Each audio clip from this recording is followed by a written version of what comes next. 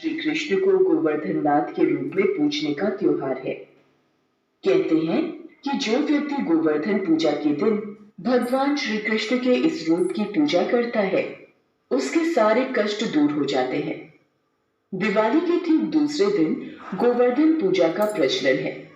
हिंदू पंचांग के अनुसार कार्तिक महीने के शुक्ल पक्ष के दिन गोवर्धन पूजा की जाती है। इस पर्व पर गोवर्धन पर्वत और गौ माता की पूजा का विशेष महत्व है। लोग अपने घर में गोबर से गोवर्धन पर्वत का चित्र बनाकर गोवर्धन भगवान की आराधना करते हैं। श्री कृष्ण की जन्मस्थली मथुरा के ब्रज में कृष्ण ने अनेकों लीलाएं की हैं। ये सभी लीलाएं उनके बाल्यकाल की हैं। इसलिए ब्रज को स्वर्ग का हिस्सा माना जाता है। इसे वृंदावन धाम और ब्रज धाम भी कहा जाता है। श्री कृष्ण की तमाम लीलाओं में गोवर्धन पूजा की लीला भी प्रमुख है।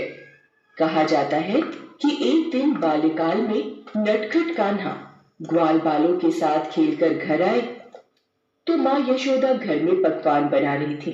कृष्ण ने माँ यशोदा से पूछा, मैया ये इतने सारे पकवान क्यों बना रही हो? आज कोई पर्व है मैया जो आप इतने तरीके के पकवान और व्यंजन तैयार कर रही हो? फिर तो मैं भी खाऊंगा ये स्वादिष्ट पकवान।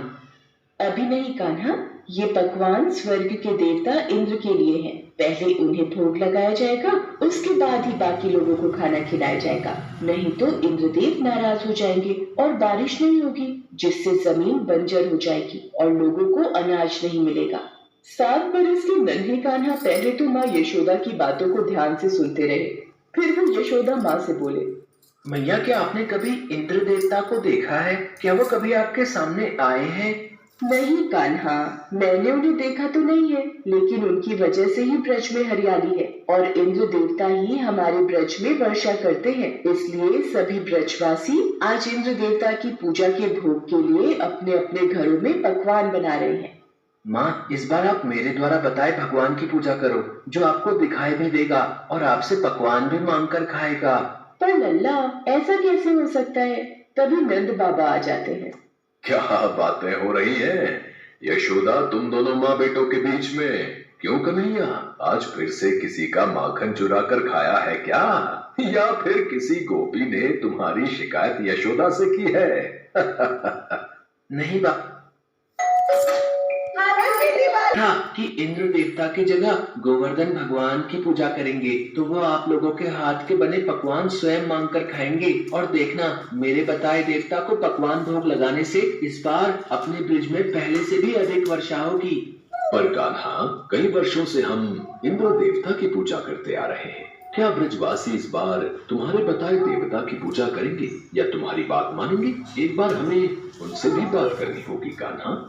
नंद बाबा श्री कृष्ण के साथ सभी ब्रजवासियों के पास जाकर बात करते हैं, जिसे सुनकर सारे ब्रजवासी कृष्ण के साथ गोवर्धन पर्वत के पास जाते हैं और उसके सामने खड़े होकर कहते हैं, कान्हा, कहाँ है गोवर्धन देवता? उन्हें बोलो सामने आए। हमें तभी विश्वास होगा कि तुम सत्य कह रहे हो कि तुम्हारे देवता स्वयं ये पकवान खाएंगे। हाँ कृष्ण, बुलाओ इन देवताओं को। हमें भी देखना है कि ये देवता हम ब्रजवासियों का भोग स्वीकार करके वर्षा का सौभाग्य प्रदान करेंगे।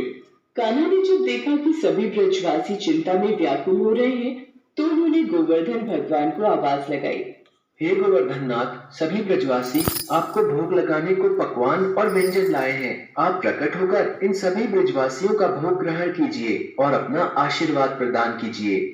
भगवान कृष्ण की आवाज को सुनकर गिरिराज पर्वत में से श्री गोवर्धन नाथ जी ने देवता के रूप में सभी को दर्शन दिए और सभी लोगों से पकवान मांग कर खाया।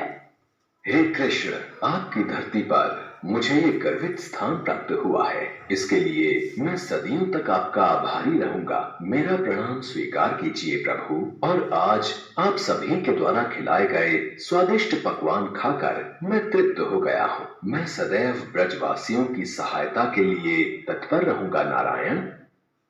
अपने हाथों से गोवर्धन महाराज को भोग लगाकर सभी ब्रजवासी बहुत खुश हो गए और भगवान गोवर्धन सभी ब्रजवासियों को अपना आशीर्वाद प्रदान करके अंतर ध्यान हो गए।